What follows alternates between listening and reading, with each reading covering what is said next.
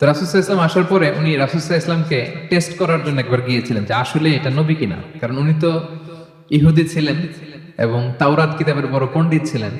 রাসূল সাল্লাল্লাহু আলাইহি ওয়াসাল্লাম আসার পরে তিনি অ্যাপয়েন্টমেন্ট নিয়ে দেখা করতে গেলেন এবং যে বললেন যে আমি আপনাকে 3টা প্রশ্ন করব, এই প্রশ্নের উত্তর নবী ছাড়া কেউ জানে না, যে নবী সেই কেবল এর উত্তর জানে, তো আপনি যদি উত্তর দিতে পারেন বুঝবো আপনি সত্য নবী।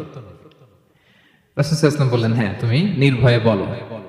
তো সে যে প্রথম প্রশ্ন রাসূল সাল্লাল্লাহু আলাইহি ওয়াসাল্লামকে করতে আরম্ভ করলো যে মা হুয়া আউয়ালু আশরাতিস সাআ, আপনি যদি সত্য নবী হয়ে থাকেন বলেন তো কিয়ামতের প্রথম আলামত কি?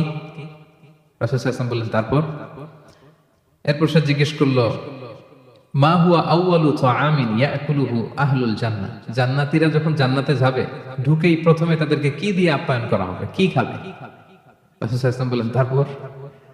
আব্দুল্লাহ ইবনে সালাম, তখনও তার নাম আব্দুল্লাহ ইবনে সালাম